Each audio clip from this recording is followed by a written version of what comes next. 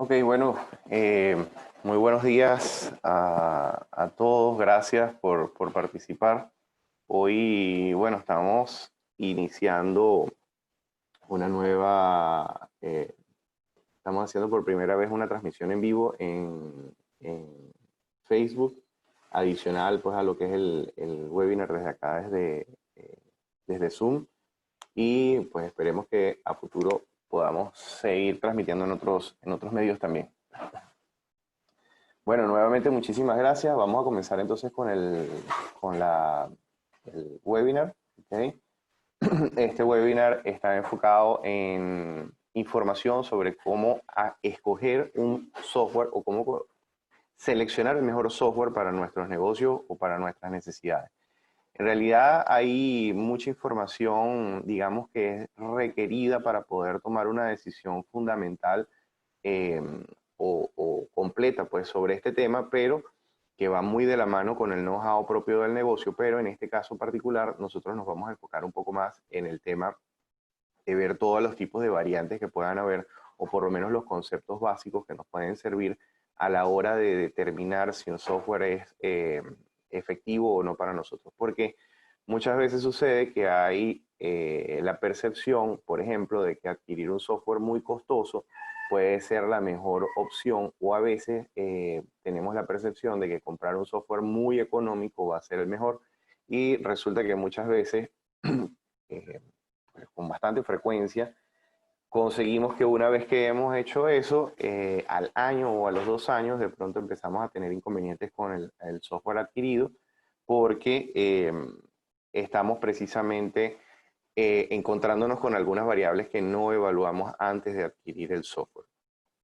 Entonces, acá, partiendo de este principio, vamos a colocar acá la agenda del día de hoy, voy a compartirles la pantalla.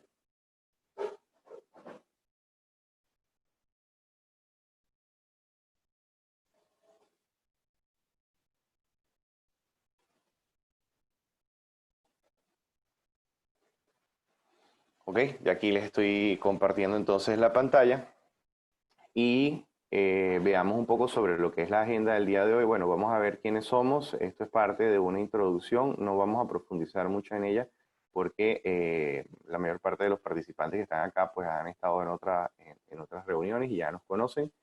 Vamos a ver el cloud computing, ¿ok? ¿Qué es el cloud computing propiamente? Que hablamos mucho de ello, pero no, muchas veces lo confundimos algunas características. Vamos a ver lo que son las arquitecturas tecnológicas.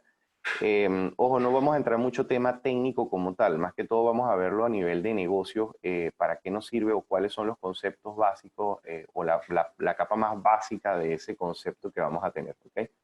Vamos a ver lo que es el cloud, lo que es infraestructura, plataforma o software como servicio y de dónde proviene ese concepto, porque muchas veces confundimos el hecho de, eso lo vamos a ver un poco más adelante, pero muchas veces confundimos el término cloud con el término web, y son dos cosas independientes. Es decir, web puede depender de un cloud, ¿ok? Pero el cloud no necesariamente tiene que ser una base en web, no necesariamente hay que tener un desarrollo basado en el web. Podemos tener una infraestructura totalmente tradicional, con un software 100% tradicional, y lo tenemos tercerizado en un cloud, ¿okay? O puede ser propio también, pero puede ser en la nube. Vamos a ver lo que son los tipos de licencias, el open source, el software propietario y lo que son los desarrollos internos o software legacy. En este punto vamos a conversar un poco sobre la diferencia fundamental que tiene un open source con respecto al concepto tradicional que existe. Eh, Lamentablemente hay muchos errores basados en la historia de cómo ha evolucionado el open source. Inclusive hay errores de confusión con el open source en comparación con el software libre, que son dos cosas distintas. Aunque van en una misma línea, los conceptos o los fundamentos son distintos. Vamos a ver lo que es un paradigma web. Ahí vamos a ver mejor la distinción con las características tradicionales o los sistemas de programación tradicionales. Vamos a ver lo que es una tecnología LAMP, y esto es lo que más se está usando hoy día y lo que más beneficio pues pudiera estar dándole a la mayor parte de las empresas, y en lo que están desarrollando la mayor de las empresas de alto perfil. Y vamos a ver lo que ya es el software responsive basado en el web versus lo que es desarrollar un aplicativo para celulares propiamente. Entonces, bueno, iniciando por acá sobre nosotros, hablándole un poco sobre soluciones de TP, somos una empresa dedicada a la consultoría, desarrollo, planificación, integración e implementación de sistemas informáticos con visión directa, perdón, en negocios y arquitectura empresarial. Esto es importante, nuevamente, como siempre lo comento, porque somos una empresa que tenemos un concepto diferente en cuanto a implementación de tecnología, ¿ok? Si bien trabajamos con muchos aplicativos que dependen, o perdón, que son propietarios, otros open source, otros desarrollados propiamente por nosotros y con diferentes arquitecturas y tecnologías, de las cuales podemos hablar, por ejemplo, en desarrollos tipo LAMP, desarrollos con sistemas Microsoft, por ejemplo SharePoint, y otros tipos de desarrollos con otras arquitecturas, Bonitasoft, Red Hat, etcétera. Nosotros nos enfocamos más en la consultoría para poder absorber toda la capa organizacional, organizativa, estratégica de la empresa para potenciarla a través de software. Entonces trabajamos con infraestructura, plataforma, middleware, software y servicios ya consultivos empresariales y de organización. En cuanto a nuestra visión, buscamos ser aliados tecnológicos en integraciones de negocios y tecnología en Centroamérica, logrando generar una espiral infinito de crecimiento con nuestros aliados, donde se incremente la rentabilidad de los mismos junto a la mejora de la calidad de vida de sus colaboradores y todo el entorno geográfico de sus empresas. Nosotros buscamos ser aliados, no proveedores, es decir, nos gusta desarrollar un proyecto, nos gusta desarrollar una solución y quedarnos con ustedes el resto del tiempo dándoles apoyo. Ojo, no solamente sobre esa solución, simplemente generando nuevas arquitecturas, generando todos los días una nueva visión, una nueva solución de negocio potenciada con la tecnología.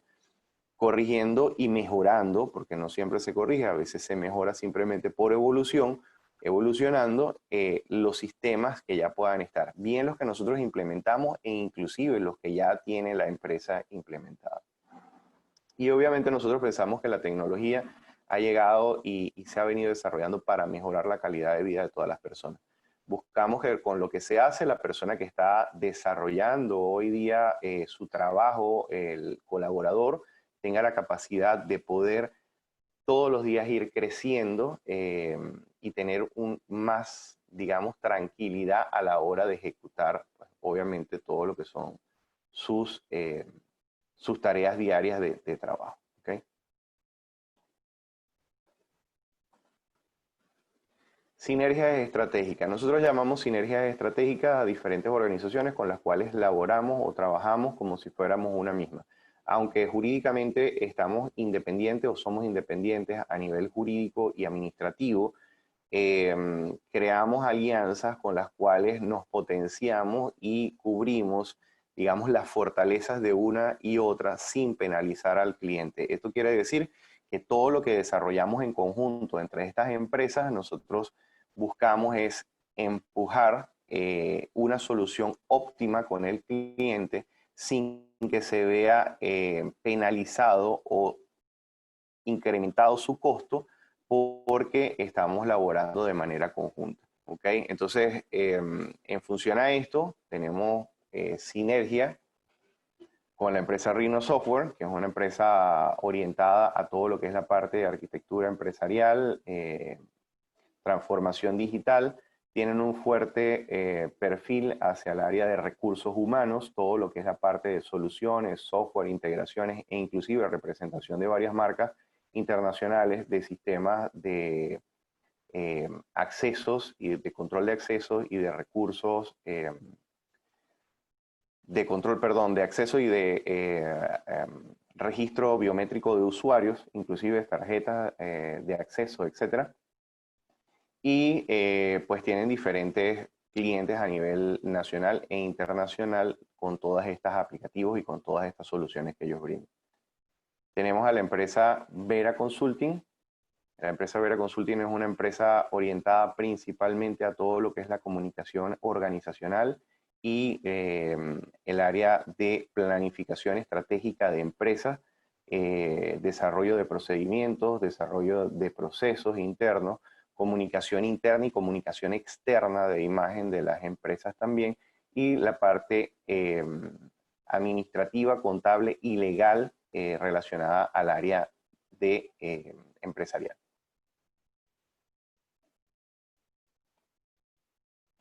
Ok, entrando acá ya entonces con el Cloud Computing, tenemos que, de acuerdo a la definición que tiene la National Institute of Standard and Technology, la NIST, esto es un modelo tecnológico que permite a empresas y personas acceder a un conjunto de recursos informáticos, tanto software como hardware, de forma ubicua, personalizada y bajo demanda a través de Internet.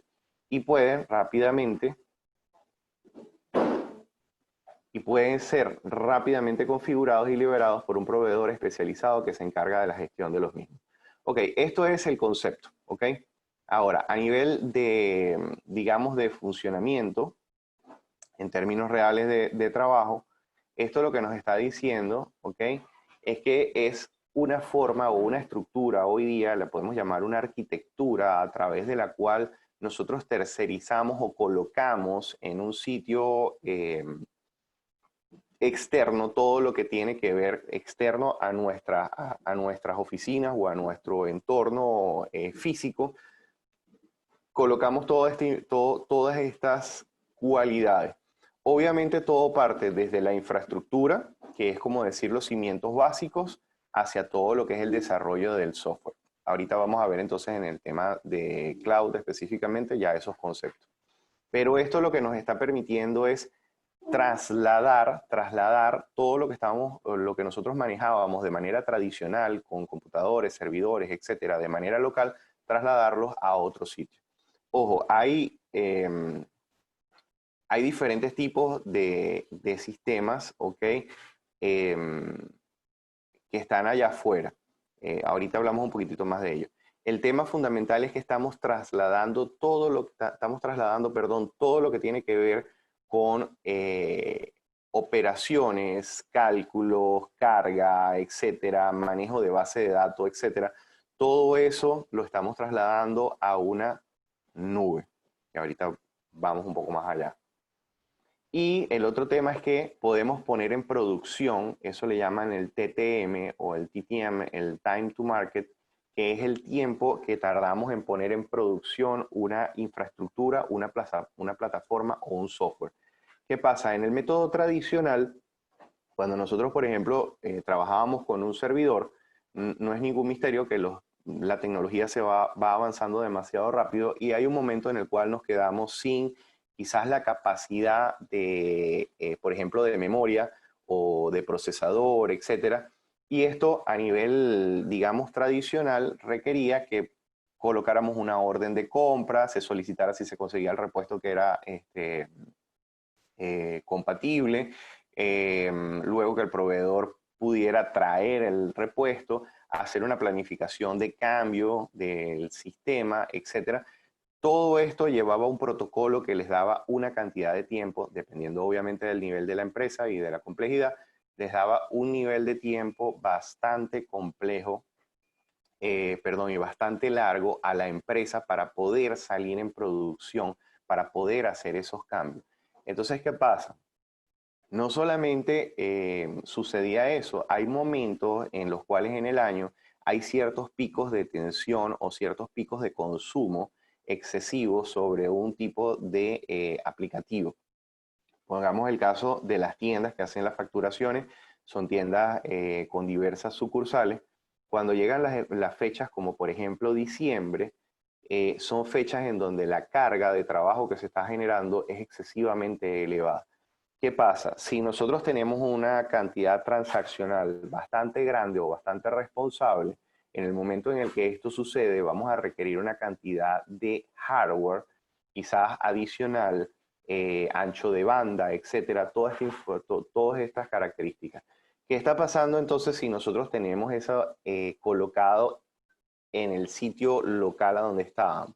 Bueno, que simple y llanamente vamos a tener que comprar toda una cantidad de requerimientos para poderlos poner a funcionar.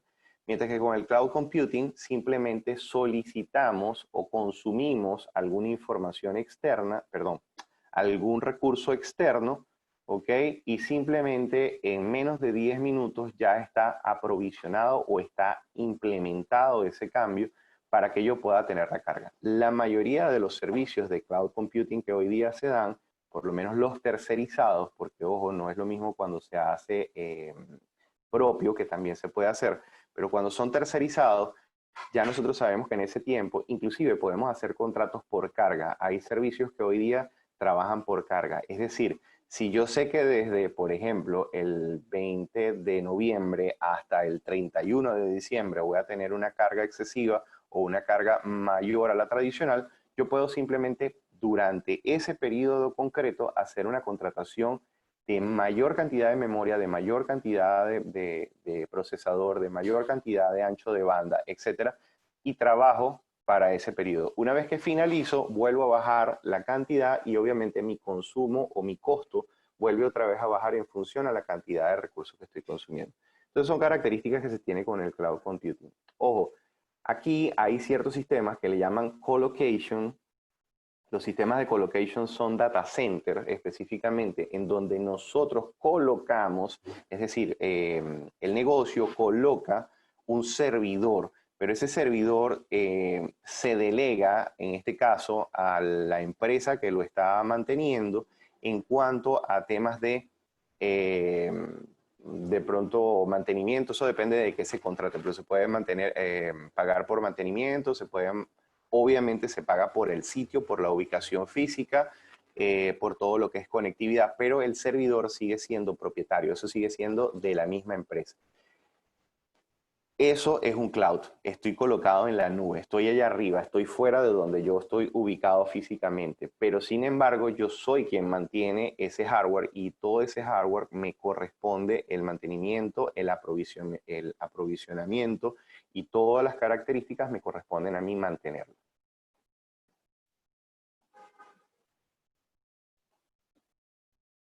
Ok, estamos hablando desde hace un momento del cloud. Hemos comentado algunas cosas relacionadas a lo que yo estoy usando localmente. A esto se le llama on-premise, ¿ok? Cuando nosotros utilizamos nuestros propios computadores y nuestros propios servidores, estamos colocándonos directamente, y los colocamos físicamente en nuestras instalaciones, por eso se llama on-premise, en nuestras premisas, en nuestras instalaciones.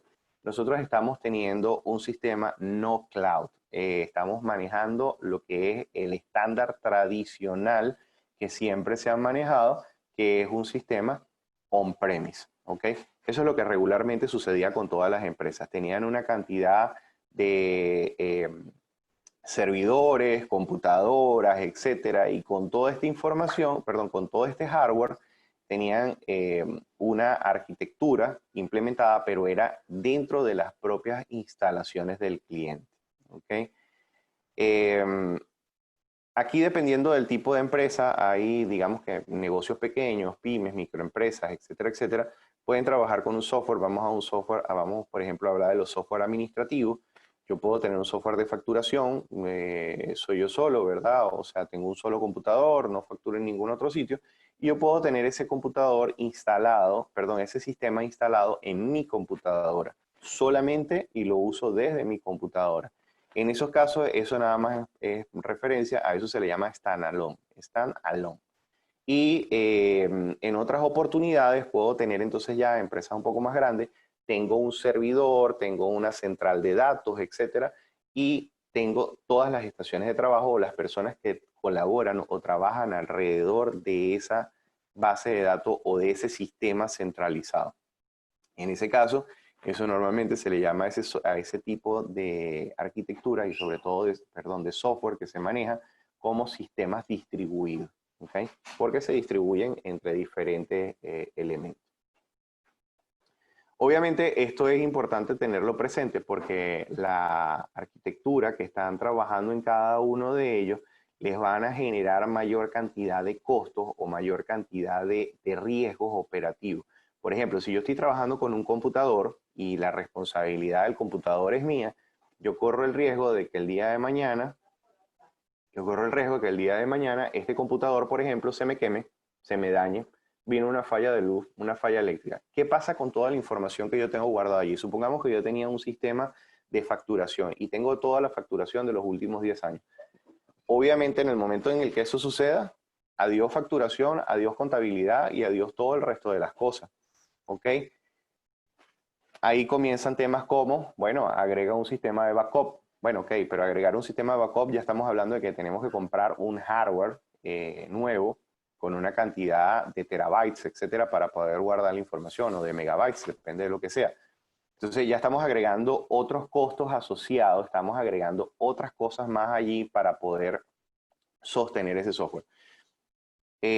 Una aclaratoria. Como les comenté desde un principio del webinar, obviamente no podemos ver un software en particular acá, pero todas estas son características a la hora de tomar una evaluación para poder saber qué me conviene más, si comprar una cosa o comprar la otra.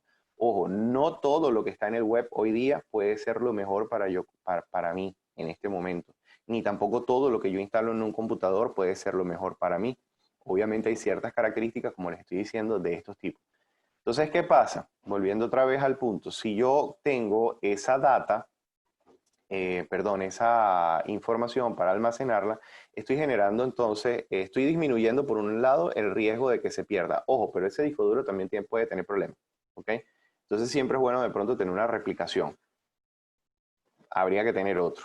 Ya estoy agregando un inconveniente de mi parte porque tengo que sentarme a generar yo los backups, o sea, o tengo que tercerizarlo con alguna otra persona que pueda hacerme ese backup de la data que está ahí. Entonces, comienzo a agregar más gastos.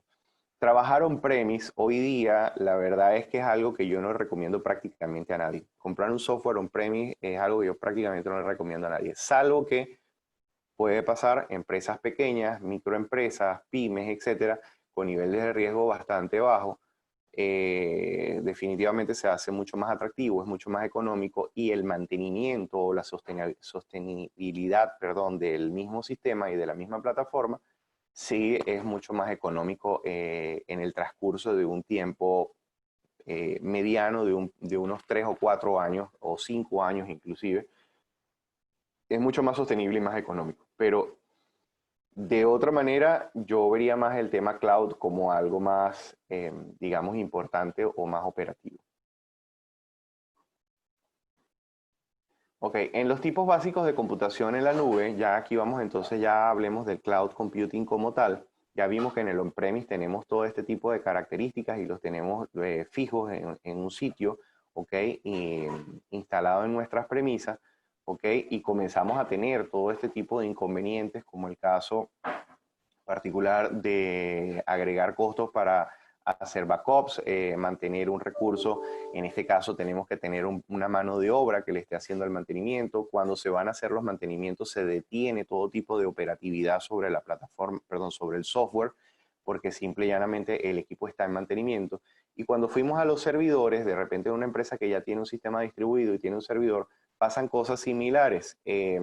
Allí sí ya hay una planificación que debe tener el departamento de IT y tiene que tener un personal suficientemente calificado para poder meter la mano allí y porque los servidores, que son más costosos de los normales, tienen cambios en caliente o permiten hacer modificaciones en caliente. Esto es, yo no apago la plataforma, yo no, perdón, el sistema, yo lo mantengo y lo conservo funcionando, pero mientras tanto le estoy metiendo la mano y estoy operando con él haciéndole mantenimiento.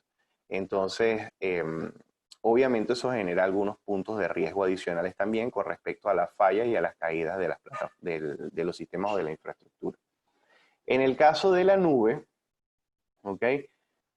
Digamos que hay tres capas básicas o tres capas fundamentales. Hoy día se habla del AAS, o sea, as a service, como si fuera un servicio o como un servicio, ¿ok? En este caso, lo que estábamos es básicamente delegando todo lo que tradicionalmente teníamos a un funcionamiento como servicio.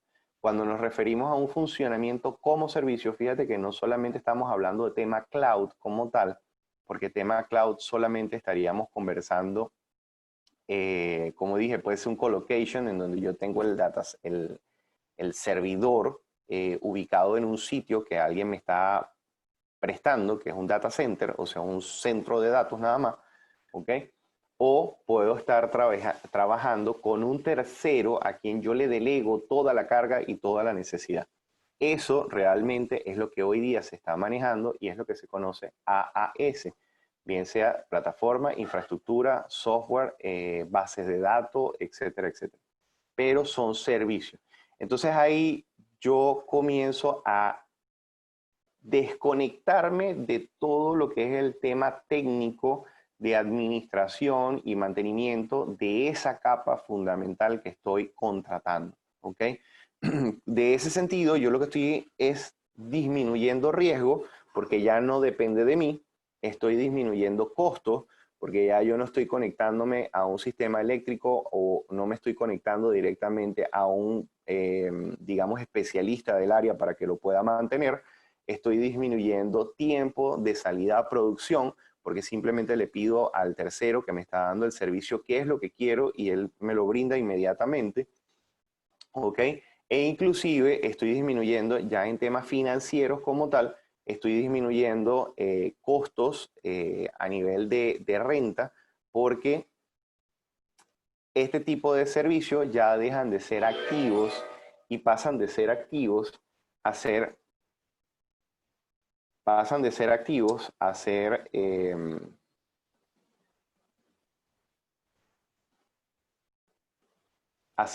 simplemente gastos. Entonces, como gastos al fin no tienen un valor de libro, no se meten simplemente como gastos, obviamente, y pues hacen una disminución de costo de la renta final de año. Por otra parte, todo lo que es licenciamiento y software de este tipo no paga impuestos, por lo menos en el caso de acá de Panamá, porque son bienes no tangibles, ¿ok? Así que ellos no tienen ningún tipo de costo de impuesto local. Eso es desde el punto de vista financiero, eso es parte de lo que nos estaría ayudando en este caso. Y además de eso, tienes una tarifa básicamente, bueno, es lo que normalmente se hace porque hay mucha flexibilidad, depende del fabricante y del proveedor, perdón, de servicio, de ese servicio, estaría facilitándole a la contabilidad manejar una tarifa flat, por lo cual lo pueden meter a gasto fijo. Si se mete a gasto fijo, pues obviamente les permite manejar un valor de costo mucho más estándar y mucho más plano. Entonces, como les decía, las bases fundamentales de la computación en nube, ¿ok? Como servicio, está basado en infraestructura, plataforma y software. Entonces, estas son las tres capas básicas. Fuera de esto hay otras capas que se nombran hoy día como servicios de bases de datos, servicios de inteligencia artificial, etcétera, etcétera, que son otros servicios. Al final todos ellos caen dentro de alguna de estas tres capas fundamentales.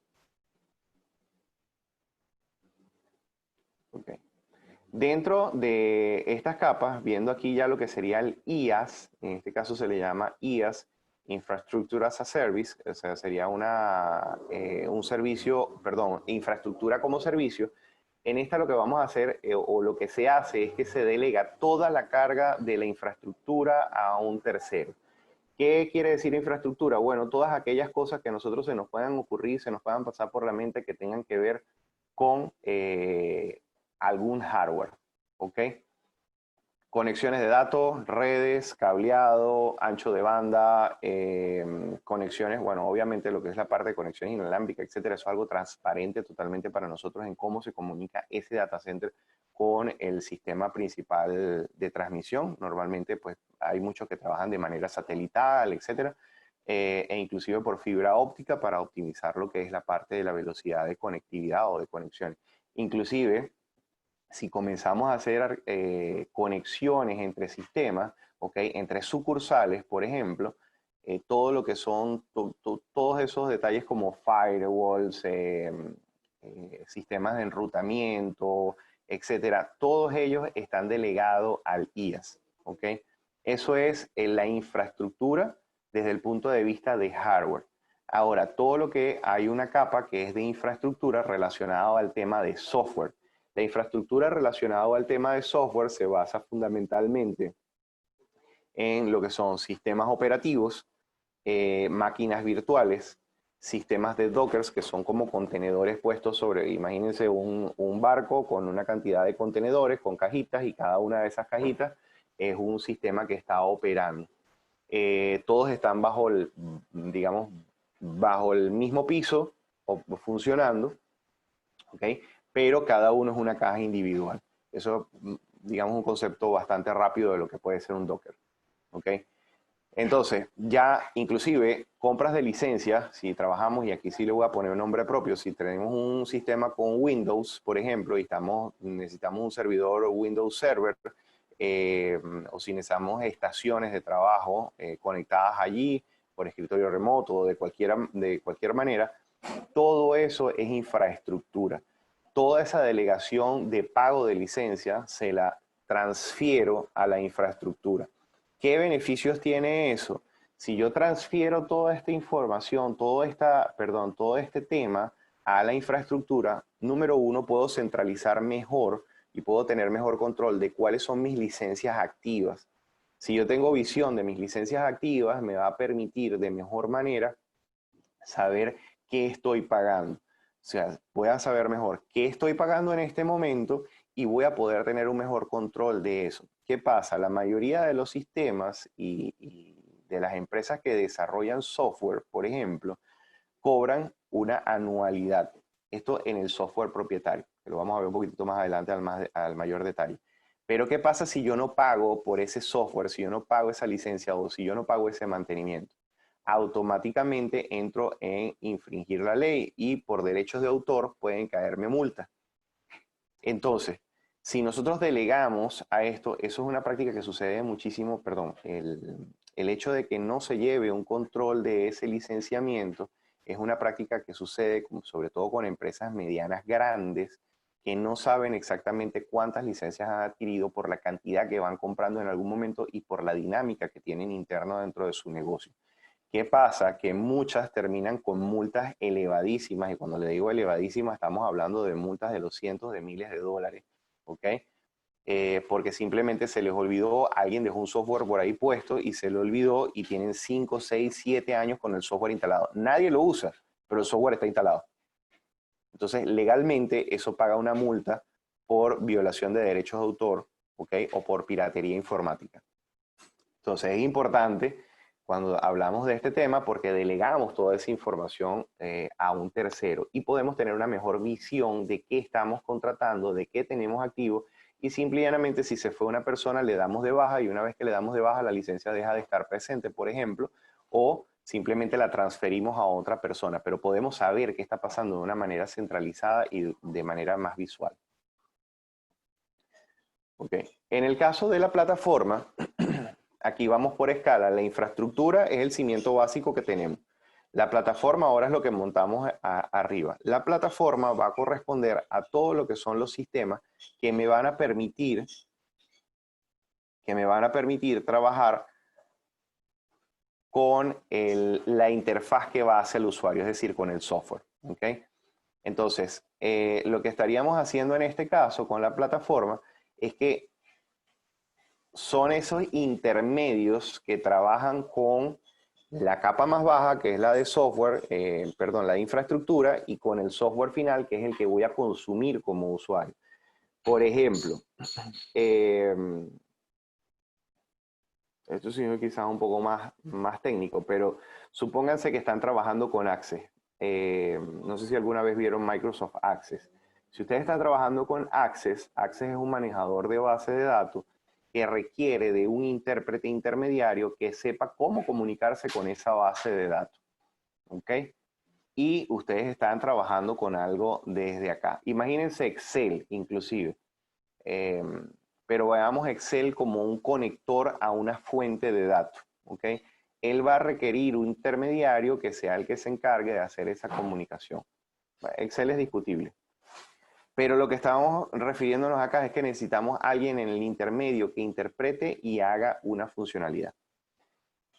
En el caso tradicional de Microsoft no lo vemos tanto porque normalmente el software que se desarrolla en Microsoft es un software que ya está, bueno, Microsoft Windows específicamente es un software que normalmente ya nosotros instalamos en la computadora y opera dentro de la computadora. Pero eso nos limita, por ejemplo, a trabajar solamente con Windows.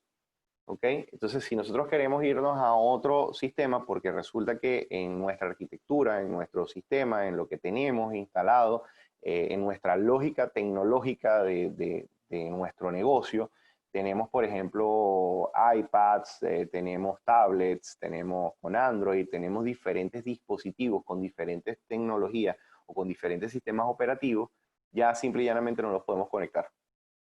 Entonces nos casamos y nos limitamos al uso específicamente de estos sistemas. Eso en cierta manera puede representar un problema. Ojo, no es un problema visible, muchas veces no lo ven las empresas y no lo evalúan, ¿ok? Pero al final se traduce en dinero gastado por la empresa. La empresa pierde dinero por allí o invierte dinero en cosas que de pronto no eran necesarias. Si trabajamos con ciertas plataformas que puedan ser intermediarias e independientes del dispositivo con el cual accesamos o ingresamos a la información o manipulamos el sistema, entonces ya inmediatamente estaríamos dándole una ventaja a la empresa. Número uno, no dependemos del hardware que tenemos. Número dos, la carga, el cálculo, no depende ni siquiera del sistema tampoco ni de la computadora. Eso nos lleva a poder reutilizar computadores más antiguos o un poco más viejos para que puedan operar con el sistema que estamos teniendo. Eso obviamente significa una reducción de costo en compra o adquisición de activos, ¿ok? En una disminución de la pérdida ya de valor en el libro de los activos que estamos teniendo. Adicional a eso, pues nos da como beneficio la movilidad, porque ya no requerimos específicamente algo en concreto, sino que podemos estar en una tablet, en un dispositivo móvil, en términos generales, en un smartphone, XY, en cualquiera, y podemos, no importa la marca, ni el fabricante, ni el sistema operativo, podemos conectarnos a él. Entonces, el manejo de la plataforma, en este sentido, es bueno o es importante tenerlo presente con qué vamos a trabajar y qué es lo que nos va a dar esa base. Entonces, cuando se lo delegamos a un tercero, esa plataforma lo que sucede es que queda básicamente, perdón, se monta a la infraestructura. Entonces ya nosotros no requerimos adquirir infraestructura, compramos plataforma y ya la plataforma tiene por default la infraestructura. ¿Ok? Entonces, los costos, los gastos, el mantenimiento, temas operativos, todo eso se delegó a un tercero en un solo servicio que estamos comprando. En el caso del software, ya finalmente es la capa que realmente interactúa con nosotros como usuarios, ¿ok? Dentro de esto hay diferentes tipos de capas. Hay unas capas que se le llaman middleware, en donde hay manejadores de procesos, que por cierto, la semana próxima vamos a tener a un arquitecto de Microsoft para soluciones Office 365, integración de Office 365, en todo lo que es trabajo colaborativo y planificación en estructuras organizacionales y de procedimientos de trabajo para empresas, ¿ok? Específicamente cómo sacarle ese jugo completo y ese provecho completo a Office 365, que muchas veces lo tenemos y no sabemos exactamente qué hacer con ello. Y hay muchos procesos que se pueden automatizar con Office 365 sin necesidad de adquirir un software ya desarrollado, ¿ok? Bueno, dentro de esto hay todo lo que es un tema de servicio, conexión entre sistemas, etc. Como les decía, el software como servicio es lo que normalmente hoy día todos estamos acostumbrados a ver, que es comprar o consumir un software. Esto, como tercera capa, efectivamente consume la capa media la capa de plataforma y consume la capa de infraestructura. Cuando yo compro un software como servicio, yo no me detengo a entender cómo desarrollaron ni la infraestructura ni la plataforma. Yo compro un software, lo uso, pago por el uso de ese software solamente y el resto que está allá abajo, pues bueno, la empresa que me brinda el servicio será la que sabe qué hubo allí, pero no es para mí importante reconocerlo o saberlo porque no te dan la información. No, mentira. En algunos casos, con algunas empresas se puede solicitar y te pueden dar toda esa información para que sepas en dónde te estás colocando. Pero realmente el concepto de consumo de software como servicio es consumir ya un aplicativo como si lo tuviese instalado en mi máquina. Lo único es que entonces ya estoy delegándolo a un cloud, pero lo estoy delegando a un cloud de un tercero. Ojo, aquí hay temas porque no estamos hablando de web particularmente. Todo el mundo cuando dice, pero es que el sistema que me estás ofreciendo es cloud. Y normalmente a la cabeza se viene inmediatamente que estamos hablando de un sistema basado en el web. ¿Qué pasa? Por ejemplo, y poniendo nombre propio nuevamente, vamos al caso de Oracle. Cuando nosotros tenemos soluciones con Oracle, excelentes, muy buenas, muy robustas y muy potentes, pero que están basadas, por ejemplo, en Forms, en ADF, etcétera, etcétera, en cualquiera de ellas, nosotros podemos trabajarla en un cloud. Primero, le contratamos a Oracle el cloud, ¿ok? De hecho, podemos comprar un software, no sé, llamemos el eBusiness Suite, por ejemplo, para un sistema de ERP con Oracle, lo compramos, un sistema de Marketing Automation, Eloqua, hablemos de cualquiera de ellos, y lo colocamos en la nube, lo consumimos en la nube. Ahora, no necesariamente ellos tengo que accesar directamente desde un navegador web. Hay ciertos sistemas que podemos basar en el cloud, ya sobre todo, como decía, desarrollos con ADF, desarrollos con Forms, etcétera, que pudiera requerir de un intermediario, que es una capa media, que se implementa, por ejemplo, en Windows o se instala en Windows, y eso es lo que nos va a permitir que nosotros interactuemos con esa plataforma que está basada en el web. Y no es necesariamente, que está basada en el cloud, pero no es necesariamente web. ¿Ok? Entonces, ¿qué le quiero decir con esto? Que es importante a la hora de consumir un software tener claridad en qué estamos comprando, o sea, qué estamos adquiriendo y sobre qué, cómo lo voy a revisar el día de posteriormente, cómo lo voy a manejar. En esos casos necesitamos, por ejemplo, tener una máquina, digamos, depende de la versión, necesitamos una máquina con Windows certificada, con XSSL o nivel de capa de seguridad, con una cantidad de temas específicamente amarradas a una versión, por ejemplo, de Microsoft Windows. Eso no está mal, eso está muy bien. Si para el negocio eso es algo productivo y algo efectivo, es genial. Realmente hay una solidez de una marca muy, obviamente grande, como Microsoft, como Oracle, pero a nivel de costos habría que evaluar si realmente para la necesidad concreta de la empresa eso está funcionando bien o eso es necesario. Ojo, ¿por qué digo esto? Vuelvo a lo mismo que dije desde el principio. No importa si yo tengo una empresa más grande o si tengo una empresa más chica, ¿ok? Eh, el tema de trabajar con un software más costoso o más barato no quiere decir que voy a tener algo ni mejor ni peor, ¿ok? A veces hay puntos específicos de la organización en donde yo necesito soluciones muy básicas, muy sencillas y muy económicas y con eso funciona perfectamente bien. Como hay a veces departamentos muy pequeños que son tan cruciales dentro de la empresa que requieren cosas más robustas e inclusive pues costos más elevados. Hay inclusive organizaciones, o perdón, departamentos dentro de organizaciones que son tan complejos y son tan concretos los procedimientos que están definidos que ni siquiera sirve un software ya desarrollado adaptado, sino que hay que desarrollar algo muy propio del know-how del negocio. Pero lo importante es saber eh, si voy a adquirir uno allá afuera, ¿verdad? ¿Cuáles son los beneficios que me das a nivel de costos, a nivel de elasticidad, de crecimiento y que yo mañana lo pueda seguir utilizando? Ok, aquí entramos en el tema open source, porque ya vimos, hay una capa de infraestructura, vimos todo eso, tiene que ver todo lo que es el tema software, eh, vimos obviamente todo lo que tiene que ver con con el hardware, la parte física, vimos lo que era sistemas operativos, todo eso trabajaba allí. Ya vimos que había una capa media, perdón, de plataforma en donde interactuaban algunos sistemas y vimos ya una capa de software como tal. Ahora, eso lo podemos adquirir tanto en open source como en una licencia propietaria. ¿Qué sucede con una licencia open source? Aquí es interesante lo siguiente, el código abierto o código open source es un código o una filosofía que está orientada a poder desarmar el código, poder visualizarlo, ¿ok? Poder manipularlo. Ojo, no es lo mismo a la filosofía del software libre.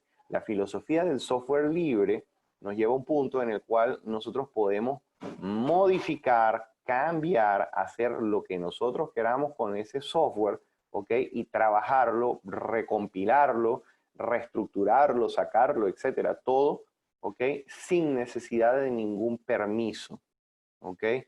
En el caso del open source, yo puedo hacer modificaciones, yo tengo acceso al código, puedo hacer correcciones, puedo evaluar procedimientos e inclusive puedo hacer adaptaciones del software.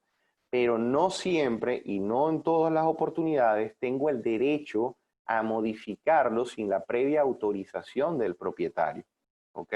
Entonces, cuidado con esas dos cosas porque obviamente hay una característica ahí, un salto muy pequeño entre uno y otro, pero eh, lo que nos estaría beneficiando en el caso del open source es que puede haber un grupo de colaboradores mucho más grandes que no son solamente los de planta, ¿ok? Sino muchas empresas inclusive colaborando. Entonces, por poner un ejemplo, Red Hat es un sistema operativo que está basado en open source, sigue siendo open source, seguirá siendo open source eternamente, pero es propiedad de IBM hoy día, o lo mantiene, mejor dicho, lo gestiona, lo mantiene IBM hoy día, ¿ok? Tenemos el caso de Ubuntu. Ubuntu es otro sistema operativo Linux, ¿ok? En donde la mayor parte de los colaboradores, o mejor dicho, perdón, donde hay una gran influencia de personal de planta de Oracle desarrollando sobre Ubuntu, ¿ok? Y de hecho, Oracle Linux hoy día toma Ubuntu, le hace un shell, una carcasa ahí de seguridad y sale lo que es el Oracle Linux. ¿Okay? Hay inclusive otro sistema, MySQL. MySQL, el manejador de base de datos MySQL, ¿verdad? Es un sistema que lo sostiene hoy día Oracle también y sigue estando bajo licencia GNU. Entonces, estamos hablando de organizaciones súper grandes, organizaciones macro, que están dentro de las plataformas open source, trabajando con ellas y dándole soporte y desarrollando. Eso nos lleva a un punto importante. La gente en tendencia común asocia que el open source es de baja calidad.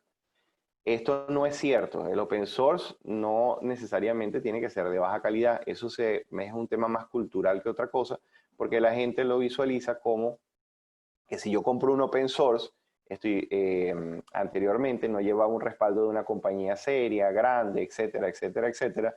Pues estamos hablando de los años 80 más o menos, e inclusive 90, en donde había esa filosofía. Y eso pues nos traía como consecuencia la adquisición de un sistema que de pronto no tenía respaldo. ¿Okay? De allí queda la tradición o el pensamiento de que el open source no es de buena calidad. Eso ha venido cambiando poco a poco y ahora pues hay lamentablemente la segunda, digamos el segundo concepto errado, que es que open source es gratuito. Open source no tiene que ser gratuito, ¿ok? Un sistema open source lo que está es abierto a código para la colaboración general, global, mundial, de cualquier persona que quiera mirarlo, que quiera adaptarlo, que quiera trabajarlo para poder cubrir sus demandas, ¿ok? Pero no necesariamente es gratuito. Por lo general, como está abierto de esta manera, la gente lo toma, lo usa y lo dejan disponible para el usuario. Pero hay empresas que trabajan bajo open source y no son gratuitos. Por ejemplo, tenemos a Odoo. Odoo, que es un sistema de ERP, de gestión de ERP en cloud, es open source, ¿ok?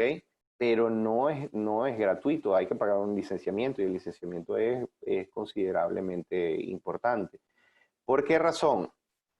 Bueno, hay que ser bien conscientes en algo. Nada puede ser gratis en la vida. La gente trabaja. O sea, el colaborador que está allá adentro trabajando, y era lo que pasaba anteriormente, era una persona que trabajaba de planta, estamos hablando de los años 80 por allá, era una persona que trabajaba de planta en una empresa y cuando salía de la empresa entraba como colaborador en algún proyecto de open source o de código abierto. Entonces, claro, tienes que sostenerte, tienes que cubrir tus necesidades, es necesario que alguien te pague de alguna manera.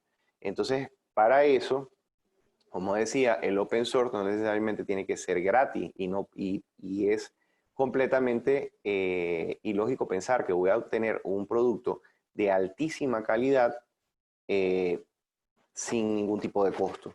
Y sobre todo, si no hay algún costo oculto. Porque, ojo, hoy día trabajamos con sistemas gratuitos como correos electrónicos, como el caso de Facebook, como el caso de Instagram, como las redes sociales en términos generales todas. Y no pagamos por nada de eso. Ojo, pero si yo quiero un servicio corporativo de correo electrónico y quiero un servicio corporativo en donde no tenga publicidad ni tampoco tenga una limitación grande, etcétera, etcétera, pago por el servicio y le tengo que pagar a Google o le tengo que pagar a Microsoft en caso de que quiera usar G Suite o en caso de que quiera utilizar Office 365, ¿ok? Pero tengo que pagarle a alguno de los dos. Entonces es importante en esto tener claro que el hecho de ser open source no es gratis, no tiene por qué ser gratis. Podemos comprar un software open source y tiene costo y puede ser carísimo también, ¿ok? Pero lo que tenemos es la flexibilidad y la comodidad de poder crecer con él, que eso es importante. Cuando una empresa arranca la adquisición de un software, una de las cosas fundamentales que tiene que tener presente es qué pretende hacer con ese software o qué pretende a nivel de negocio que cambie de aquí a 5 o 7 años. Hoy día, con la transformación digital, con los cambios que se están dando mundiales, yo inclusive pensaría que la persona tiene que tener claro qué va a pasar en 3 años, inclusive. Ojo, no solamente a 5 y a 7, sino a 3 también.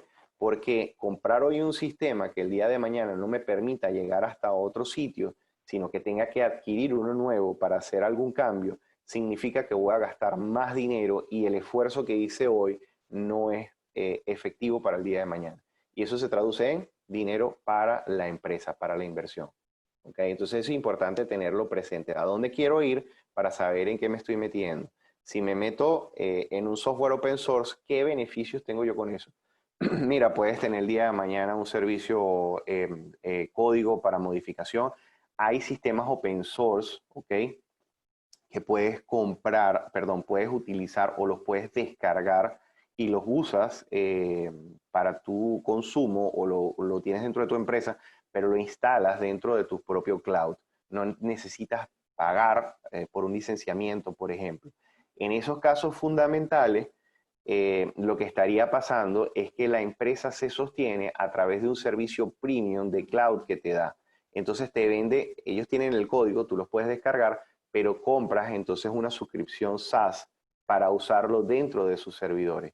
O consigues un tercero que te lo instale o tú mismo con tu departamento técnico instalas en tu sistema o en tu hosting o en tu cloud o en tu servidor, instalas el aplicativo sin necesidad de utilizar los servicios del tercero. Dentro de eso hay diferentes herramientas. Pues ahí, por ejemplo, hay vTiger, que es para CRM, tiene una versión que es para esto y hay una versión que se licencia, o sea, que compras por licencia. Obviamente la versión de licencia tiene algunas características o beneficios adicionales.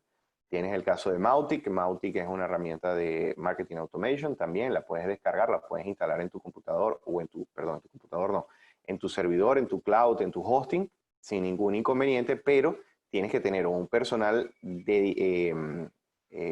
conocedor, certificado o con la expertise en el sistema, o usas para poder hacer el mantenimiento, para poder llevarlo, o usas el servicio de Aqua, en este caso, que es quien lo brinda, en donde ya tú delegas el SaaS a ellos específicamente y ellos te cobran una mensualidad por la cantidad de contactos que estás utilizando, etcétera, etcétera. Entonces, hay sus pros y sus contras. En algunas oportunidades pagar por el servicio para tenerlo en el sitio es más económico por el tipo de arquitectura que te da alguna flexibilidad mayor. En otros casos, el servicio SaaS te limita en algunos puntos específicos, como adaptabilidad propia dentro del sistema, porque ya es algo que estás trabajando en un servidor de un tercero y ya pues quedas delegado a temas de seguridad y todo esto con ese tercero. Entonces es importante saber hacia dónde vamos para ver qué estamos comprando. Mira, un caso bastante común, por ejemplo, compro un software y el día de mañana no importa, yo mando a hacer una app el día de mañana, mira, es que crecimos, necesitamos hacer una app. Bueno, contrátate una app. Los apps son costosos, sumamente costosos. Y realmente, a mi criterio, hay que evaluar muy bien si realmente son útiles o no, porque hay muchas cosas que no son necesarias con el app. Otro de los temas es que no todo, a pesar de que todo el mundo dice que las apps son las más usadas y ha tenido un gran crecimiento, las estadísticas no van acorde con la percepción general de todo el mundo. Entonces, ahí hay que evaluar, yo vería un poco más las estadísticas que el personal de la percepción. Ahora, ojo, que tiene un valor muy importante, que tiene un crecimiento grandísimo y que definitivamente hoy día está bastante metido en el mercado, el tema móvil y el desarrollo de los aplicativos. Eso es cierto, eso no es discutible por ninguna parte. Pero también es cierto que no todo es necesario desarrollarlo con una app.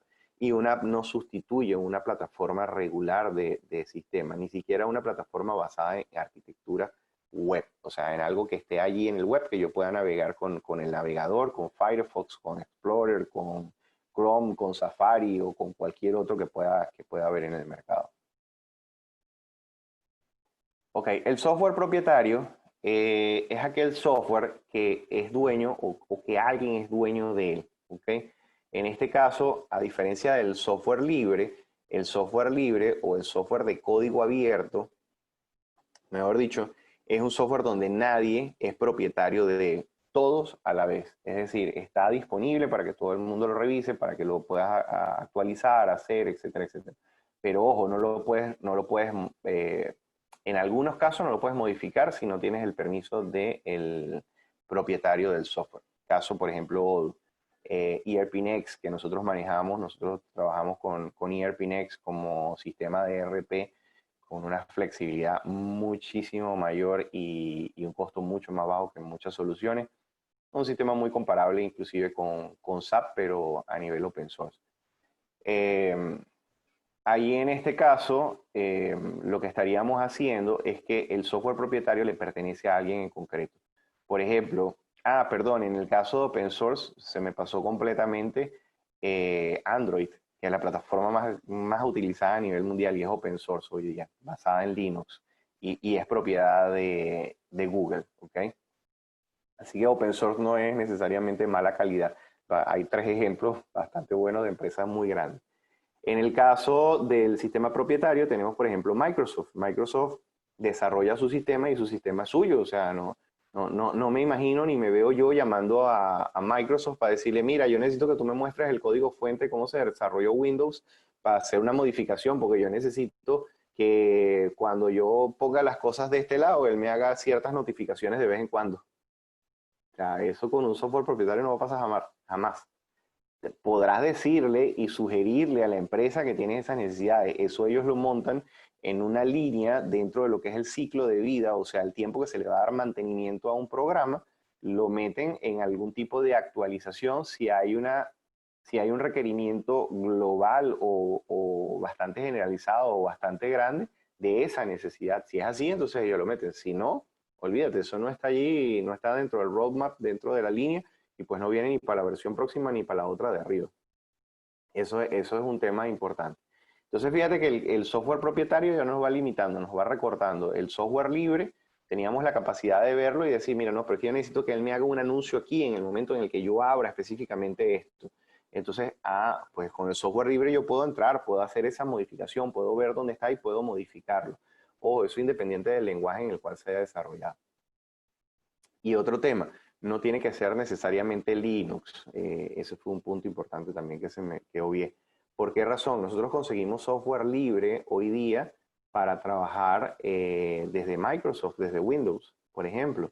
Trabajamos con software libre, trabajamos con código abierto en plataformas Windows e inclusive con plataformas Mac también. ¿Okay? Hay mucho software que está bajo esa licencia y está disponible para tanto Linux como Windows como Mac. Entonces, en el software propietario, uno de los problemas que tenemos es que no podemos escalar. Nos quedamos amarrados hasta donde estamos. Yo recuerdo una vez en una consultoría con una empresa, estábamos evaluando, ellos tenían un software propietario, obviamente, querían hacer una implementación con una estrategia de marketing, querían conectar unas plataformas específicas allí, unos sistemas para el manejo de marketing en una empresa bastante interesante, bastante importante y bastante grande acá en Panamá, con un volumen de cartera de clientes bastante elevado y bastante bueno, y simple y llanamente no podían modificarlo o no se podía adaptar el sistema completamente porque la herramienta que ellos estaban usando era propietario y el propietario no les daba acceso a la base de datos, no se las daba ni siquiera a través de API. En ese momento no existían las API, estaban comenzando a entrar. Las API son Application Interfaces, son interfaces de aplicación. Es decir, son, digamos que como piececitas de Lego que están allí para que nosotros peguemos algo de afuera, sin necesidad de modificar nada de lo que está allá adentro. Y entonces con eso extendemos la funcionalidad o adaptamos la funcionalidad del sistema que tenemos actualmente.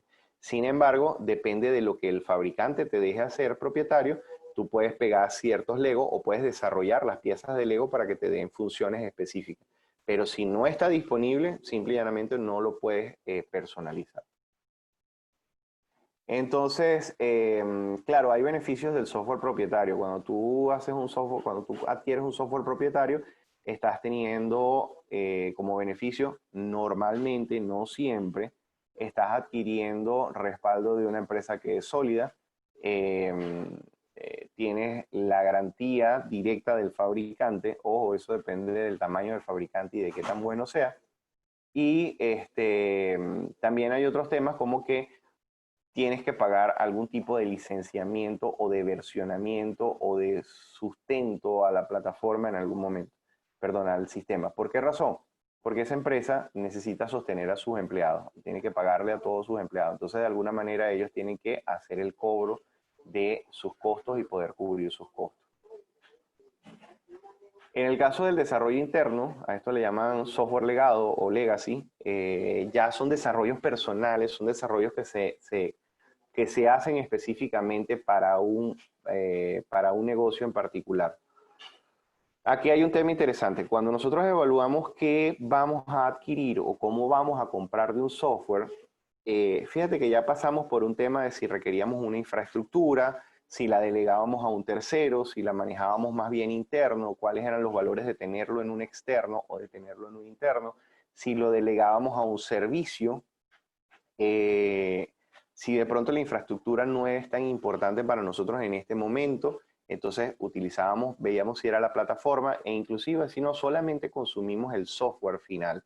Ahora, ¿qué pasa si ese software final no está, no hay una solución ya desarrollada que sea adaptada o que nos funcione a nosotros? Pues entonces simple y llanamente va a suceder que nos va a tocar desarrollar algo propio. Aquí es importante cuando hacemos una contratación de una empresa entender y tener ya un acuerdo con la empresa con la que vamos a desarrollar en caso de que no se desarrolle internamente en la organización. Tenemos que solicitar y tener ya definido de previo quién va a ser el propietario de ese código. Porque, ojo, el hecho de que yo mande a hacer un software no me convierte en propietario de él, ni siquiera tengo los derechos, al menos que eso se haya negociado desde un principio. ¿Ok? Entonces es importante tener claro que vamos a contratar el desarrollo de un software, ¿quién va a quedar propietario de ese software? Hay empresas que desarrollan software y no entregan los códigos. ¿Por qué? Bueno, porque el mantenimiento posterior se lo quieren quedar las empresas. Y obvio, ¿qué se hace? Bueno, te disminuyó el costo de desarrollo porque al final yo me voy a quedar con un mantenimiento del sistema. Pero eso tenemos que solicitarlo, hay que aclararlo y tiene que tener presente desde un principio, porque si no podemos caer en el error de que después de que se hace la inversión de tiempo, de costos, de pagos y de todas las cosas y de adopción del sistema, nos enteramos que el código no nos entregan y yo pensaba que el código sí me lo iban a entregar y yo lo iba a poder mantener desde acá. Entonces, eso es bueno tenerlo claro siempre. Ahora, Si decidimos poner un equipo de desarrollo interno que desarrolle dentro de la empresa, hay que evaluar por una parte el nivel técnico del equipo de desarrollo y por otra parte el nivel de, eh, de liderazgo técnico y de gerencia de proyecto como tal. Porque inclusive ese software que se está desarrollando aquí, o sea, internamente, requiere de una información centralizada que tanto de versionamiento como documentación, etcétera, etcétera, que tiene que estar disponible. Porque si no, entonces caemos en un problema que le sucede a muchas empresas que desarrollan internamente, que deciden desarrollar internamente, en el cual dicen, bueno, ok, vamos a desarrollar acá internamente, ponemos a una persona que es muy buena programando, tenemos al gerente de tecnología que es una maravilla, y el gerente de tecnología empieza a tirar líneas de código y pone a 2, 3 personas más de equipo de trabajo a desarrollar, y toditos están desarrollando y empezamos a hacer un monstruo de sistema, todo adaptado a la necesidad, todo adaptado a la empresa, y resulta que cuando nos volteamos a ver, preguntamos, bueno, ok, ¿y dónde está dónde hago yo la solicitud de la base de datos del precio de tal cosa? Y viene por allá y dice, ah, pues fulanito, ¿dónde es que está ese código? Ah, no, eso está en la rutina tal y lo tiene en tal tabla de datos. Oye, ¿qué pasa si fulanito el día de mañana no puede seguir trabajando? Ni Dios lo quiera, le pasa algo. Fulanito se fue, fulanito se llevó el código, o sea, fulanito se llevó el código, la arquitectura aquí arriba en la cabeza.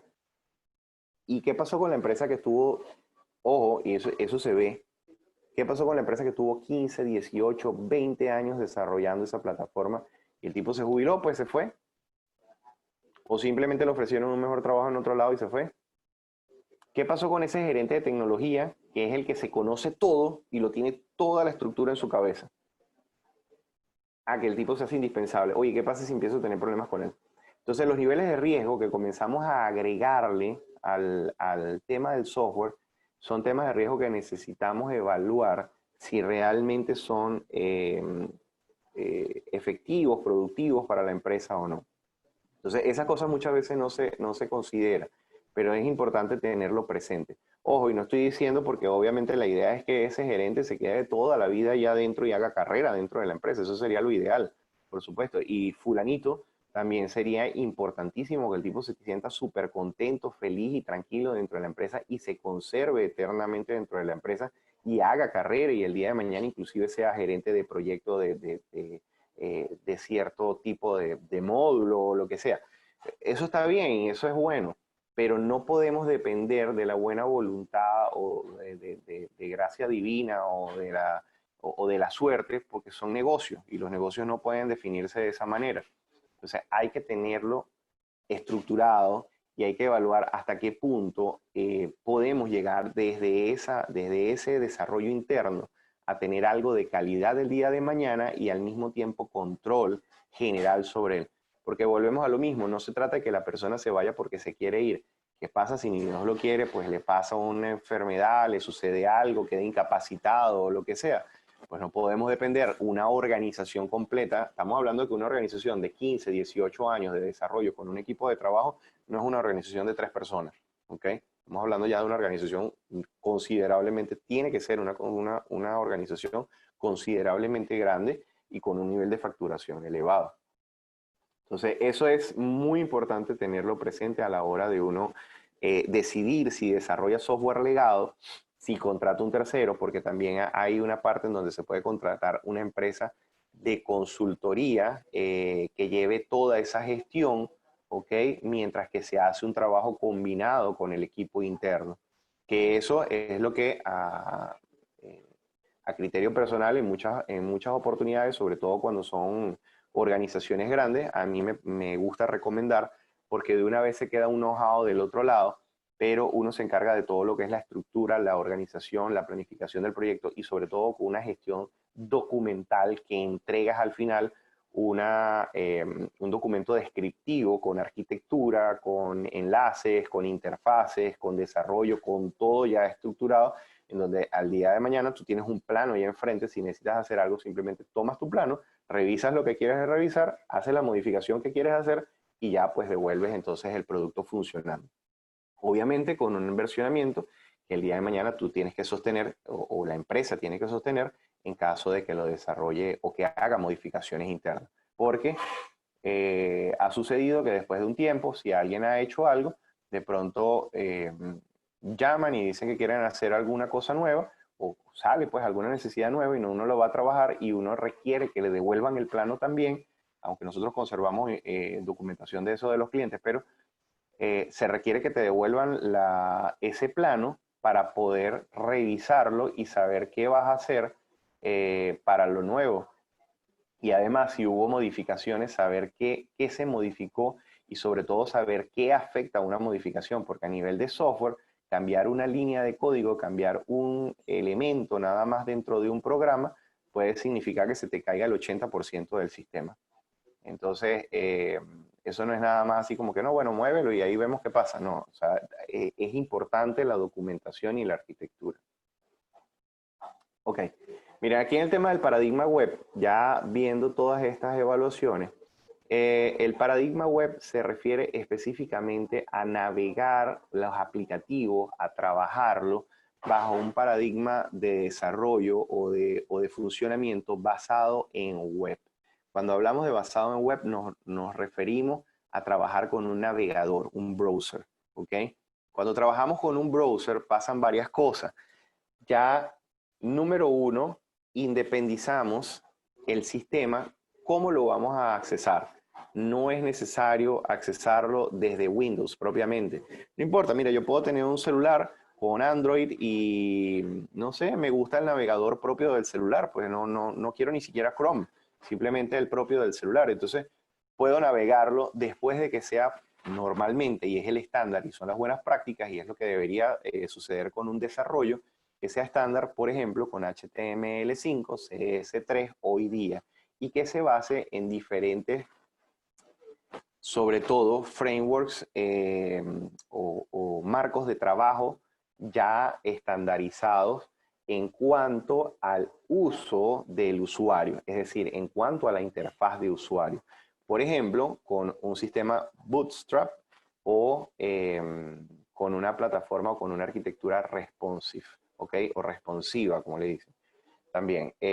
Porque eso lo que nos va a hacer es que nos va a garantizar que los navegadores lo van a interpretar de manera correcta y van a hacer ciertas cosas con él que son estandarizadas independientes de con qué lo esté trabajando. Entonces, claro, ahí volvemos otra vez. Cuando yo tengo una organización y quiero ver qué quiero adquirir, qué quiero comprar y quiero ver cómo evaluarlo, es importante saber, por ejemplo, mira, ponte el caso de una empresa que tenga puntos de venta, ¿ok? Tengo una atención, tengo a 7 vendedores, por ejemplo, y la gente viene y compra o hace una adquisición de algo, o tengo atención al público, ¿ok? Y tengo 7 personas allí. Y ellos van a trabajar, van a meter los tickets, van a meter todo esto. ¿Qué hacemos? Compramos unas computadoras carísimas para la persona, cada vez ocupan más espacio, cada vez cuestan más, se me hicieron obsoletas, tengo que comprar una máquina nueva o hago algo sencillo, tablets, facilitas allí, pequeñas, en donde solamente son selección, es algo que se ve más estético, se ve más bonito, esa tablet no requiero que sea una mega recontra super tablet costosísima, puede ser algo bastante económico, inclusive, ¿qué pasa si la persona está en la calle y necesita hacer algo?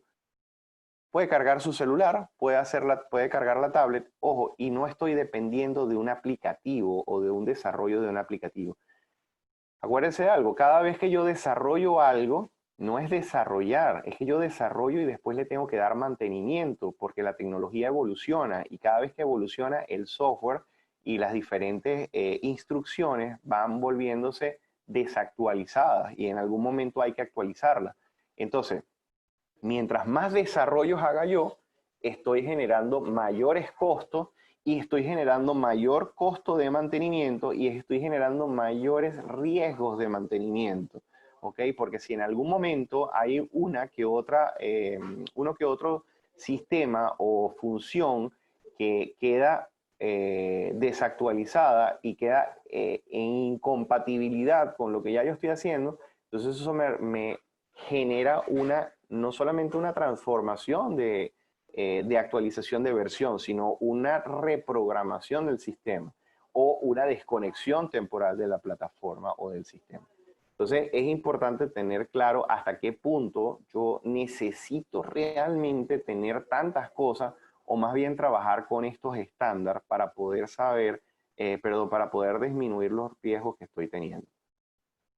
Esto es importantísimo. Entonces, en esta programación web nos desconectamos de todo tipo de dispositivos. Podemos trabajar con dispositivos más viejos, dispositivos más económicos. No me importa si tenemos ya, porque la gerencia prefiere, por ejemplo, Mac ante Windows o la gerencia prefiere Windows ante Mac, pero hay ciertas personas que quieren tener un Mac.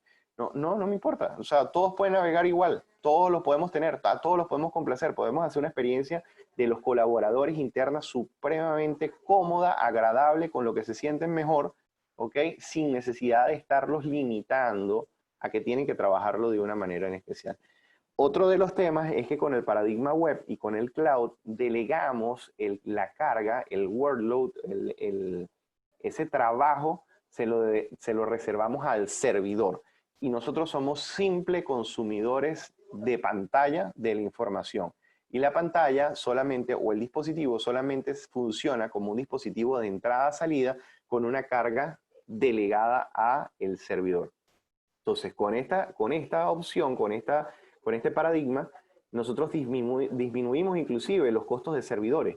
Disminuimos los costos operativos, mantenimiento, luz, electricidad, cambio de hardware, cambio de software, cambio de licenciamiento, etcétera. Todo eso lo sustituimos y lo delegamos todo allá al cloud. Inclusive, si necesito más porque estoy conectando más terminales, que me estoy ahorrando una cantidad de dinero en esos terminales, pues bueno, si es necesario, de pronto se ve cuánto es el aprovisionamiento de un poco más de memoria o un poco más de procesador y simplemente se activa. Por lo general, eso no es muy costoso, es relativamente económico. El backup, el tiempo online, todo eso lo garantizan siempre los data centers. Ok, cuando hablamos de tecnología LAMP, viendo todos estos beneficios en la nube, ¿verdad? Y sobre todo con el paradigma web, esto lo que nos provee, ¿ok? Es de diferentes tecnologías con las cuales desarrollamos un aplicativo que sea 100% o que pueda cumplir a cabalidad con todos los estándares que se están utilizando y las buenas prácticas que se están desarrollando hoy día para desarrollos web y el cloud computing. Entonces, en este caso, LAMP significa la arquitectura o la tecnología desarrollada con los diferentes actores como Linux, Apache, MySQL y PHP o Perl. Estos son nombres. Cuando digo esto es Linux, porque necesitamos, ahí vemos nuevamente, infraestructura de software, Linux, sistema operativo. Apache, capa de middleware. Es el servidor que se encarga de manejar a la plataforma que le da soporte de servicio o el servidor propiamente web. En el caso de Microsoft tiene el IIS, en el caso de Linux está Apache, que es uno de los más viejos. Hoy hay, hay otras plataformas adicionales, Genesis, etc. Entonces, nosotros nos basamos, con la tecnología LAMP, nos estamos basando principalmente en Apache, porque es el más robusto, el más viejo, el más seguro, el más estable, ¿ok? Y el que permite hacer mejores implementaciones de negocio, definitivamente hoy por hoy. Trabajamos con MySQL como manejador de base de datos, porque es una base de datos sostenida por Oracle también, pero que, como dijimos desde un principio, es open source. Y también es una de las bases de datos quizás más viejas, tiene más de 20 años en el mercado de desarrollo, y pues hoy día la sigue sosteniendo como, o mejor dicho, la sostiene de hecho Oracle. Eso tiene una versión que es licenciada y una versión community, que es la que se utiliza dependiendo del tipo de sistema. Esto sí ya es un tema muy consultivo que hay que, más técnico, que hay que de pronto conversarlo con una persona de tecnología, un gerente de tecnología, etcétera, y es una decisión que se debe tomar desde el punto de vista más técnico que de negocio. Pero sí es importante ver que con esta combinación y con PHP nosotros podemos desarrollar un sistema que sea responsivo, que pueda ser navegable desde un celular, desde una tablet, independiente del navegador, independiente del sistema operativo, independiente de la versión, independiente del tiempo en el cual se desarrolló el hardware o el dispositivo con el que estoy entrando, independiente de tener que descargar un app de la tienda o no. O sea, puedo siempre navegarlo cómodo, rápidamente y trabajar con él. La tecnología LAMP es la que hoy día pues sostiene prácticamente estadísticamente más del 80% de todo lo que es la tecnología con paradigma web o de desarrollo de paradigma web a nivel mundial. ¿Okay? Es parte de la arquitectura que se maneja en diferentes plataformas, perdón, en diferentes herramientas, como el caso de Facebook y otros sistemas más. ¿Ok? Así que no es algo, no es una arquitectura nada mala, es muy buena y es una forma con la cual, perdón, una tecnología muy buena con la cual desarrollar aplicativos muy robustos que cumplan con todas las normas de seguridad internacionales y estándares de seguridad que se han definidos a través del tiempo para el desarrollo de aplicativos y conexión de aplicativos. Finalmente, el software responsive web-based versus el desarrollo de aplicaciones para celulares. Como veníamos conversando desde hace un momento, el tema del software responsivo, cuando hablamos de responsive es un tipo de estándar con el cual el sistema se conecta, perdón, la interfaz de usuario se divide a una cantidad de columnas y cuando lo estamos navegando, dependiendo y de acuerdo a la dimensión del screen o del device screen, de la pantalla visible del dispositivo en el cual lo estamos viendo, y si está al derecho o está invertido por la rotación, el sistema adapta esa cantidad de columnas a un formato estándar para que sea visible cómodamente por el usuario y sea navegable por el usuario y pueda ser agradable para su manipulación. ¿Okay? Es un estándar básicamente que se define por 12 columnas en las cuales a la hora de hacer la programación en web, en base web, nosotros definimos cuántas columnas van a corresponder a cada una de las secciones o sitios que estamos, perdón, divisiones que tiene la página que se está visualizando, la interfaz de usuario, y con eso adicionalmente definimos también cómo debe presentarlo o cuánto debe consumir dependiendo de la dimensión del dispositivo. Pero los dispositivos están allí separados en dispositivos pequeños, en muy pequeños, en dispositivos pequeños, en dispositivos medios y en dispositivos largos o en dispositivos extra largos. Porque inclusive ese estándar aplica para dispositivos como teléfono, como el caso de los teléfonos, también aplican, perdón, el caso de los relojes digitales inteligentes aplican para ese tipo de navegación también. Aplica para el caso de los dispositivos móviles, para las tablets, para las computadoras regulares e inclusive para los Smart TV, que ya serían dispositivos extra largos, ¿ok? Entonces, eso lo que va a hacer es que cuando uno desarrolla esa arquitectura interna, uno define cómo va a ser la experiencia del usuario en cada uno de esos dispositivos basados en ese estándar. Cualquier navegador que trabaje con esto, con HTML5 y con CSS3 actualmente, que son las versiones actuales que todavía están en vigencia, va a poder trabajar con ese estándar responsive y va a poder hacer ese despliegue de la data.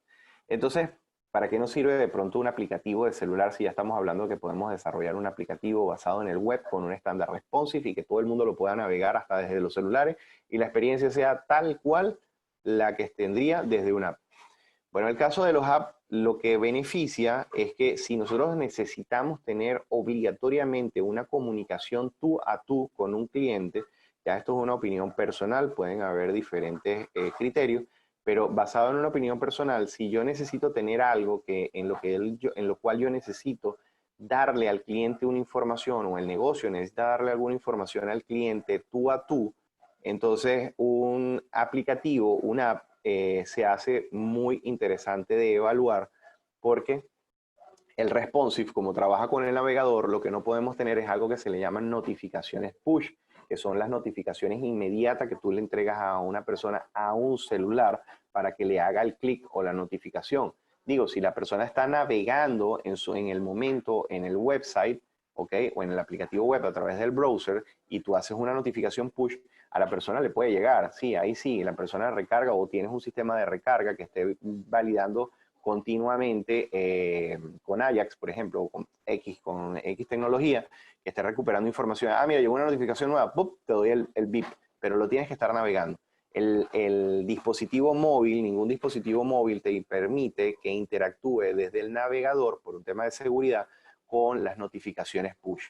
Es decir, él no te va a salir la franja de arriba del celular, por ejemplo, con una notificación de que te llegó una noticia allí.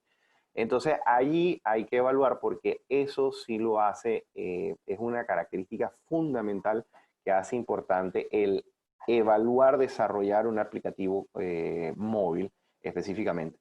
Un aplicativo móvil significa sostener una tienda en Android, sostener una tienda en iPhone, sostener membresías, sostener un desarrollo que, digo, depende con qué se haga, se puede desarrollar un solo código y mantenerse el día de mañana, pero estamos hablando de desarrollar un código independiente inclusive al website, ¿ok? Entonces ya estamos hablando de dos aplicativos distintos.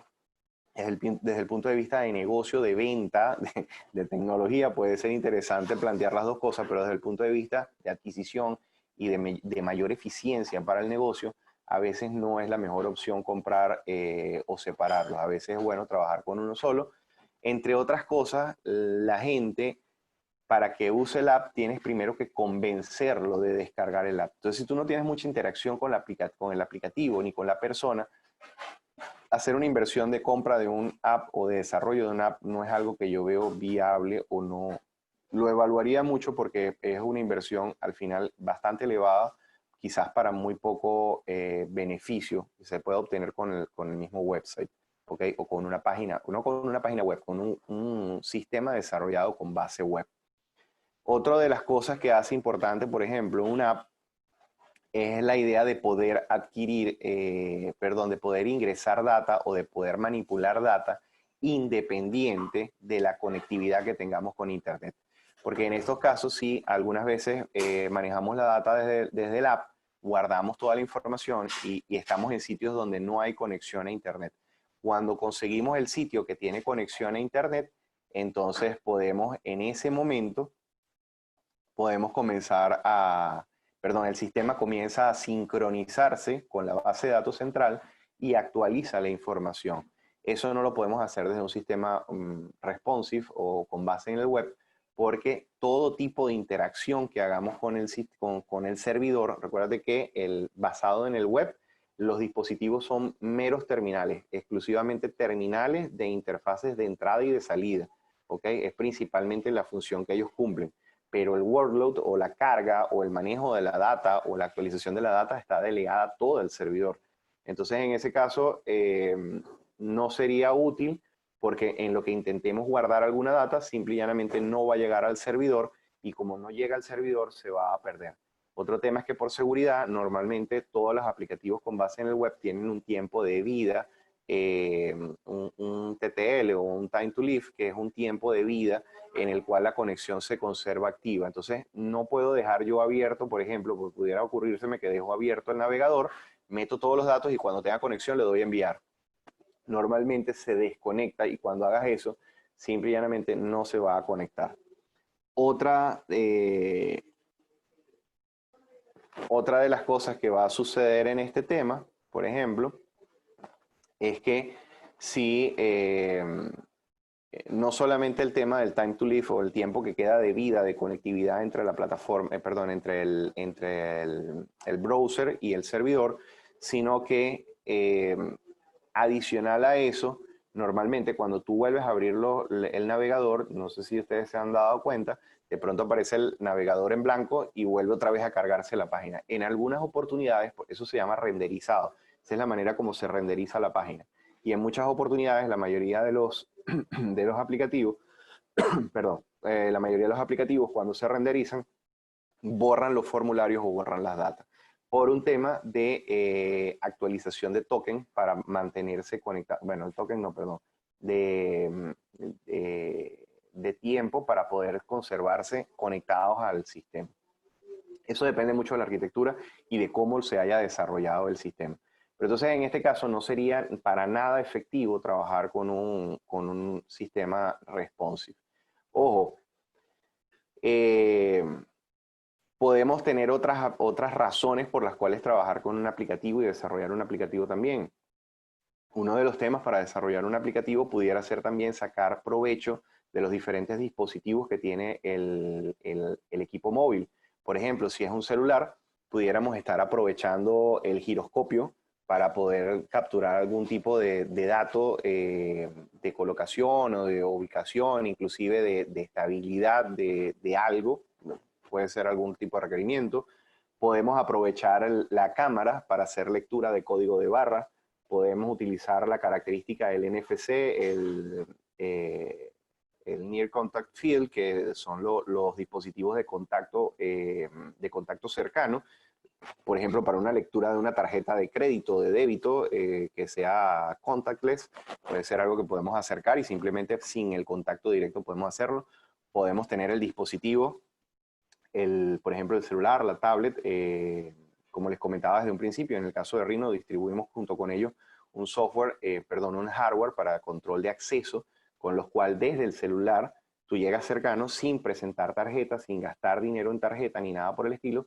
Es un token que se le asigna al celular y el celular cuando llega cerca lo coloca cerca del dispositivo de control de tarjetas y él automáticamente te valida al usuario, te da el permiso, te registra al usuario en dónde está accesando, a qué hora, si fue entrada, si fue salida, etcétera, etcétera, y te deja toda la información allí guardada.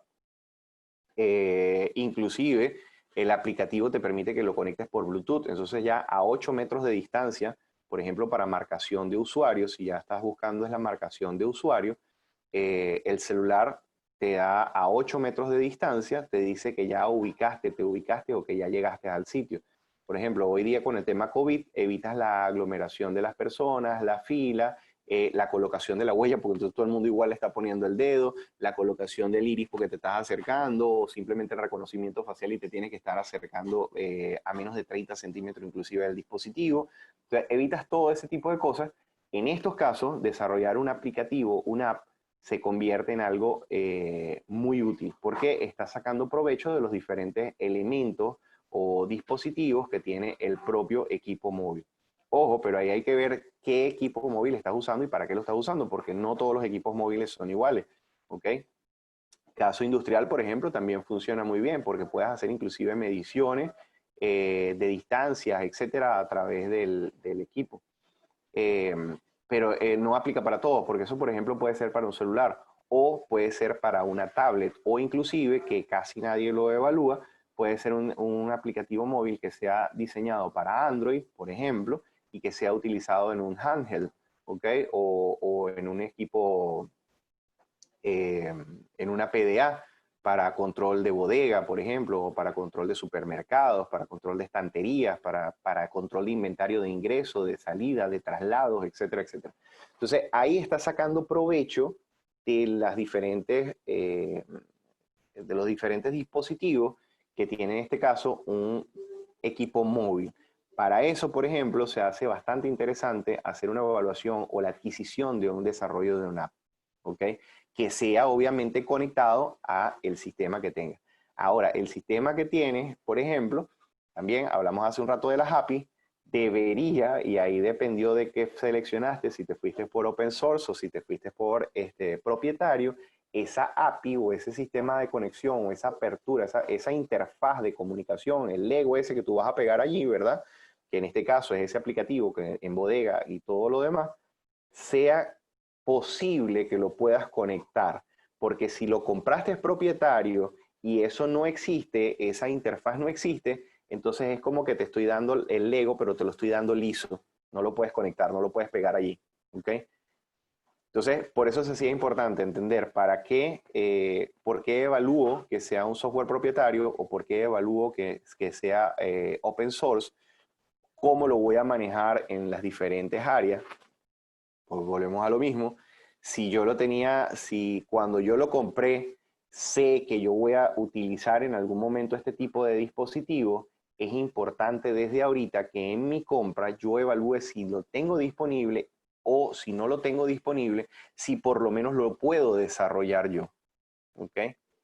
Porque si no, pasaron 2 años, construí la bodega, tengo el personal, puedo crear el aplicativo con el cual meto y saco la descarga de los productos porque ya ahora abrí un segundo negocio y resulta que entonces me conseguí con que el software no lo permite. ¿Qué hago con el software? Boto la inversión porque esa inversión pudo haber sido muchísimo dinero. O comienzo a construir algo, legado, algo propio y capaz que no me dan el permiso para hacerlo, o sea, para conectarme. Entonces, ¿qué hago? Me quedo con el problema operativo y dejo de funcionar operativamente o dejo de funcionar eficientemente a nivel operativo porque el software no me lo permite. O boto el software y compro uno nuevo. En cualquier caso, estás gastando dinero. En cualquier caso, hay un problema. Y hay un problema no resuelto. Es simplemente trasladas el problema de un sitio hacia otro. ¿Ok? Botaste un dinero y te toca volver atrás a invertir. Entonces, todo eso es importante a la hora de evaluarlo. Cuando compran un software SaaS, con mucha frecuencia escucho, no, mira, lo que pasa es que yo compré una suscripción, este software sale buenísimo, son 5,99 mensual que tú pagas por un software de gestión empresarial, te maneja recursos humanos, te maneja bodega, te maneja transporte, te maneja normas NIF, te maneja y te hace y te construye y te deja y todo, son 5,99 mensual. Yo nada más les digo algo, sáquenlo hasta por el punto de vista lógico. ¿Cómo se mantiene una empresa con 5,99 mensual para sostener recursos, personas, infraestructura, plataforma, software, actualización y todo lo demás? Imposible, totalmente imposible. Es ilógico pretender que con ese monto yo voy a mantenerme. Al menos que, y aquí es donde viene lo interesante, obviamente el software no es open source, es propietario y no te lo vendo a ti nada más, se lo estoy vendiendo a 15 millones, 20 millones de personas. Ah, bueno, sí, por supuesto, ahí sí se hizo rentable, pero tú lo estoy vendiendo a 1 millón de personas, entonces por supuesto cada uno paga 5,99, así que yo me estoy ganando casi 6 millones de dólares o estoy ingresando casi 6 millones de dólares mensuales. Ah, sí, claro, ahí sí se hizo muy interesante el software y obviamente es manejable, pero ojo, tú eres una persona de los 5 millones, ¿ok? Esa empresa no te va a dar un soporte directo a ti. Y si lo vas a hacer, como tienen 5 millones de usuarios, tú vas a tener que pagar por ese servicio. Y por lo general pagas un dineral enorme. Ojo, y es propietario. Eso no te va a dar permiso el día de mañana a que tú hagas una adaptación de este tipo. Entonces eso tienes que saberlo desde ahorita. Lo más seguro es que cuando tú lo empieces a indagar, la empresa te va a decir, te voy a enviar con un partner. El partner te va a decir, bueno, yo te tengo que hacer un proyecto de consultoría en donde esto te va a costar toda esta cantidad de plata. Entonces, normalmente lo que pasa es que de un software gratis o de un software de 5,99 pasa, sí, pagas 5,99, efectivamente lo vas a pagar mensual por eso, pero pasas a un tema de consultoría de implementación que te cuesta 14, 20, 25,000 dólares por la medida pequeña. Es lo más normal. Entonces, hay que tener cuidado con los gastos ocultos, ¿ok? Otra cosa, si agarramos una empresa externa, hay que entender esa empresa que está ahí en Internet, obviamente que esté globalizada está muy bueno, pero necesitamos y es bueno evaluar que esa empresa tenga conocimiento local. Si nuestro tipo de negocio es muy concreto aquí en Panamá, por ejemplo, o lo es en Costa Rica, o lo es en Colombia, o lo es en cualquier sitio, es importante que sepamos a ciencia cierta si esa empresa tiene esa experiencia. Ojo, si es algo muy, muy concreto del sitio, ¿ok? Porque de pronto un sistema de RP es un sistema que no es, al menos que hablemos un tema de impuestos, ¿entiendes cómo es el funcionamiento de impuestos locales? Pero, por ejemplo, una gestión documental clínica es algo que se maneja prácticamente a nivel global de la misma manera, ¿ok? Un sistema de marketing es algo que se maneja a nivel global de la misma manera. Ahora, bueno, la comunicación que tú haces es muy propio del sitio. Bueno, para eso hay otros servicios, para eso hay aplicativos de nivel global que están tropicalizados con cada país y que uno de pronto lo puede ofrecer o lo puede tener como agente consultor, ¿ok? Que de hecho nosotros en este caso lo hacemos con diferentes herramientas en una arquitectura estratégica de marketing especial, con robots, con inteligencia artificial y con servicios con empresas que están a nivel global, que tienen personal certificado, por ejemplo, en copywriting, que son sistemas con los cuales estamos trabajando y haciendo distribución actualmente para todo lo que es el manejo de copywriting tercerizado, con especialistas a nivel global y tropicalizados o locales de cada país, que es la plataforma Low Post, que por cierto en un par de semanas debemos tener un webinar de ello.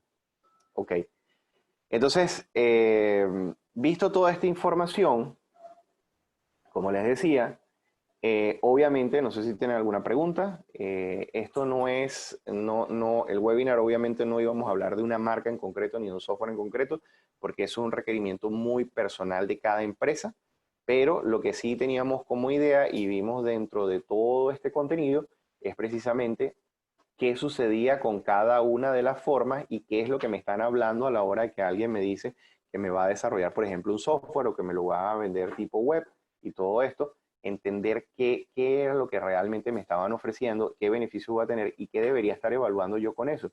Si no me interesan mucho los costos, si de pronto voy a gastar en un app te va a costar $15,000, $12,000, $20,000. Entonces, realmente hacer una inversión de ese tamaño, la pregunta es, ¿valía la pena realmente hacerlo?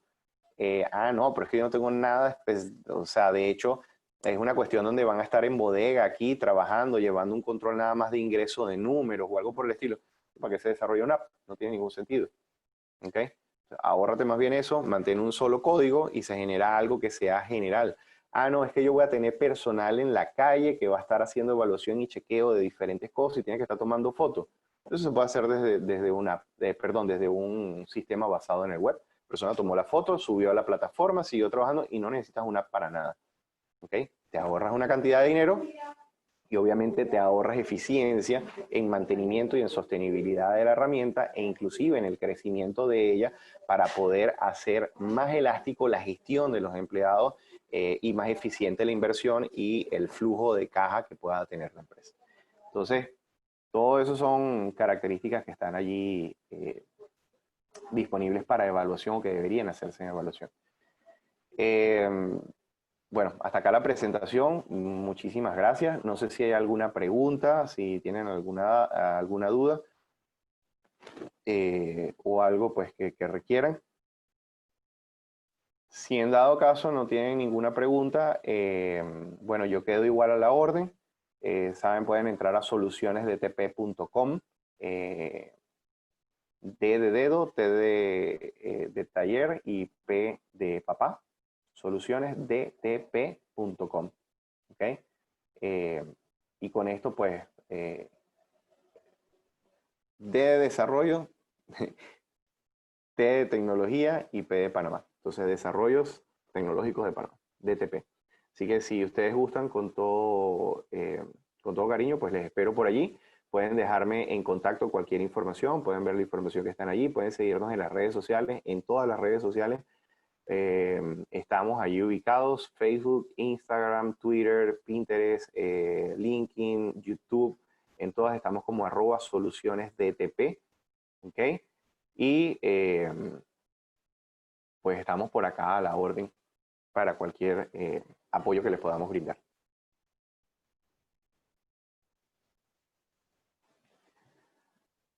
Muchas gracias por la participación, que estén muy bien. Gracias, feliz tarde y feliz fin de semana.